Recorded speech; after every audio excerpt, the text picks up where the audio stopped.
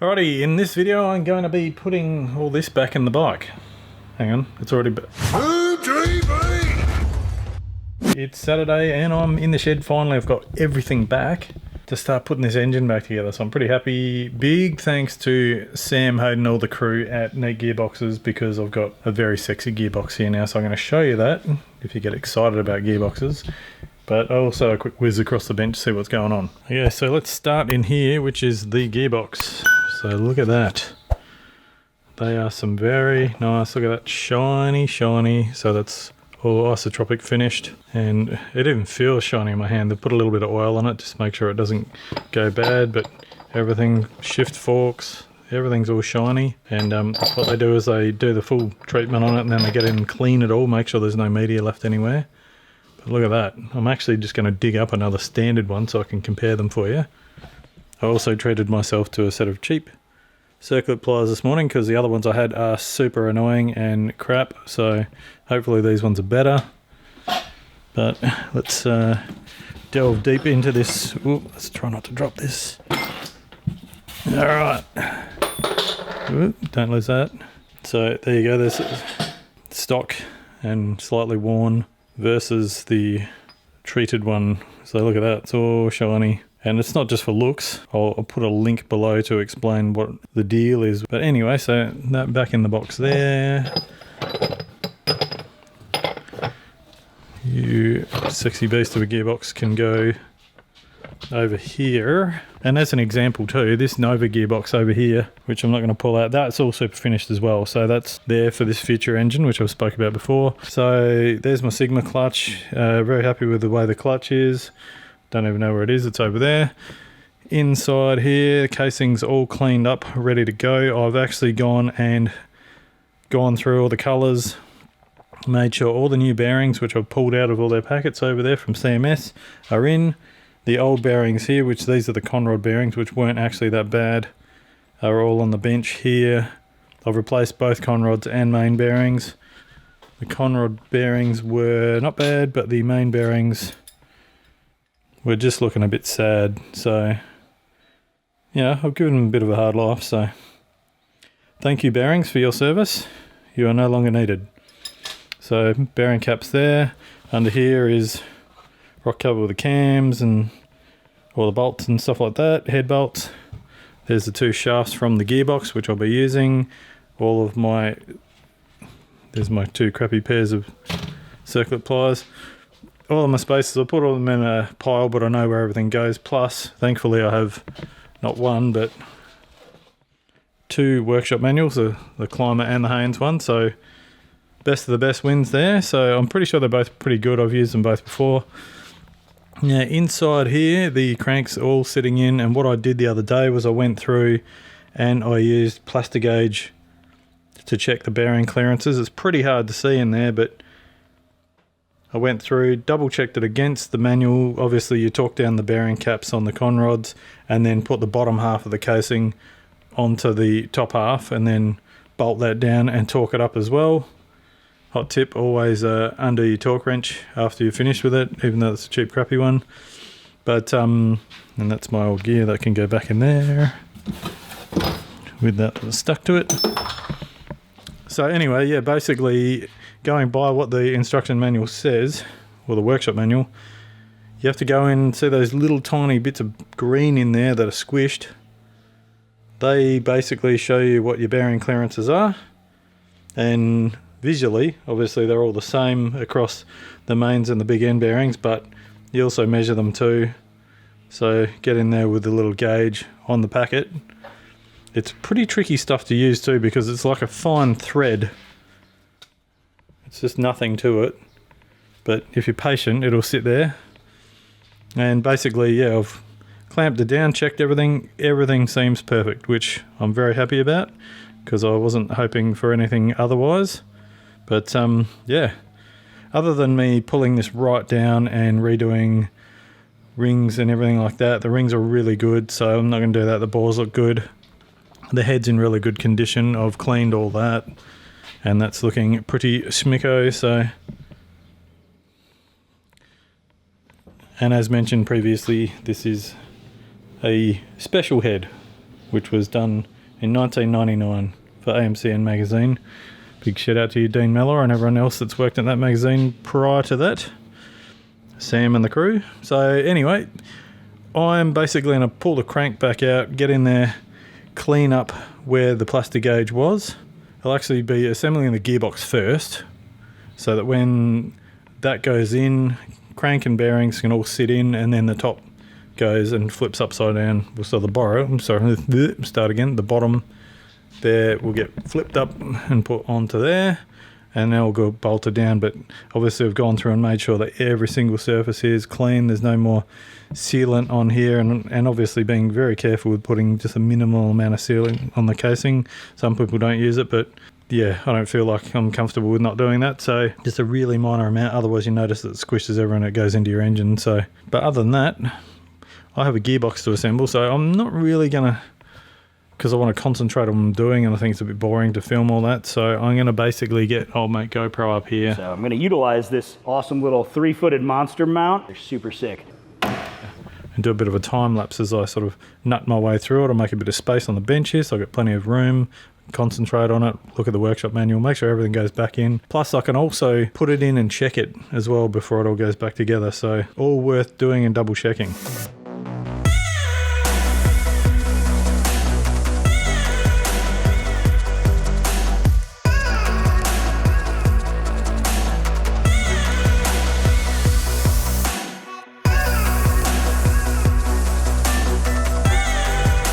So that's assembled. I have no doubts that my phone's going to ring as soon as I start doing this. But anyway, so I've got all the gears on here. That's obviously locked in there. Everything's all in place, all good to go. What I did do, I had reference of the old gearbox here, and I've got so many spare parts, bits and pieces everywhere. Gearboxes galore, but also the best thing about these instruction manuals is it gives you a guide of what's here along the shaft. And my phone's ringing. Try again. So I've been following the instruction manual here. It shows you from left to right or right to left, or from end to end, or whichever way you want to go, which part goes where. So it's all pretty straightforward. And then if you just follow the bouncing ball and go down the list, even though it's weird that it goes that way, and it shows you, okay, slide that, and then a gear, and then a washer, and then a circlip, and then no end then. That's all I want. Rinse and repeat. And basically I'm just putting this old one together, so it's going to be back in a box. But the new one, which is held in the vise by the nut that holds the sprocket onto the shaft, not the actual shaft in the vise, is all there. Everything's on. Everything looks beautiful. One trap is that there are microscopic holes in the shaft here. Well, not microscopic, but tiny little holes, as you can see on this one. And then relevant as well in this gear here, which is very hard to see, but there's a little hole in there. So they have to line up because that's your oil supply. Yeah, so I've made sure everything lines up, because obviously if you're not getting good oil supply through the shaft into the gearbox, then yeah, it's going to blow up. So I'm on to the next one. I'm going to, like I said, put this one together, and then this one can go sit into the engine casing there, ready for when the rest goes in.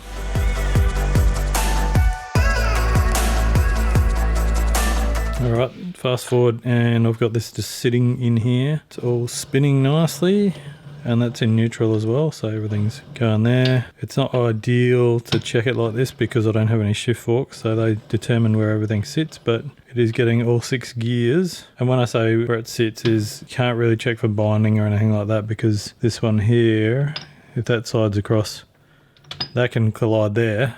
So that might throw me off, but the shift fork might hold it from doing that. So I just, at the moment, this is all dummied up. I've double checked everything twice. I actually had to pull the shafts apart again and double check them because I thought I'd forgotten something, but I hadn't, thankfully. Now I'm going to be just cleaning off these bits of plastic gauge and then putting some assembly lube on the caps and pulling the crank out, setting it back in. And yeah, and then I can actually set the gearbox in the top half because it's got the locator pin here on this bearing surround or whatever it's called. Actually, I'll give you the technical term for that. It is a, number one, it is a, no, it's a needle roller bearing. Yeah, okay. It's not a needle roller bearing. The one next to it's a needle roller bearing. Anyway, that's the needle roller bearing housing. So that's got a locator pin there, which locates in here. And likewise with the other one, there's a little pin here, a little pin here. The other thing to watch out for on these as well is on this, there's a line through here, which is very relevant because that line lines up with this here, which is a little sort of, little metal, it's almost like a bit of piston ring. it's like a locator ring. And then this groove here is where the outer for that goes, so that actually sits into there, so you can't push them in. Like I said in the earlier video, that locks into the housing, so it's in there and the top and bottom lock it together. The other thing is too is there's a little notch here, because on this bearing here there's actually a little tiny pin, and that pin goes into that to stop that bearing from spinning around. And so as long as that pin's lined up and that's lined up with that groove, which it does on the top half, then it's all good. Pretty good. So get this happening and then I can flip it over.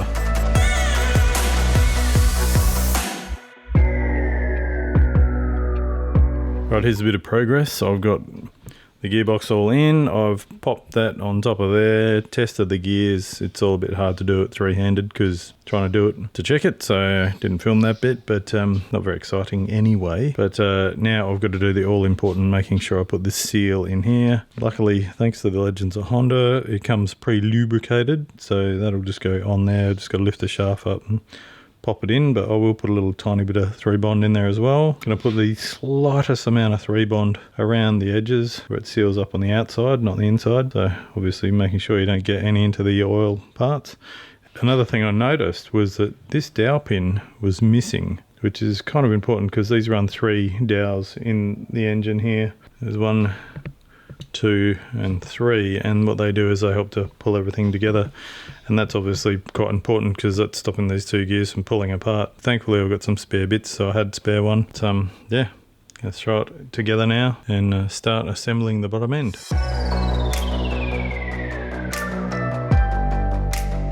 Alrighty, the time lapse is still going and it's up the other way on the bench now. Just got to do the top bolts in here, and as I've mentioned before, you see there's a little arrow there. All of the bolts with an arrow head next to them are the ones that have a copper washer on them. There's 2 here that don't, up in here and up in here, but the rest of them have. So there's 2 8mm and 4 6mm.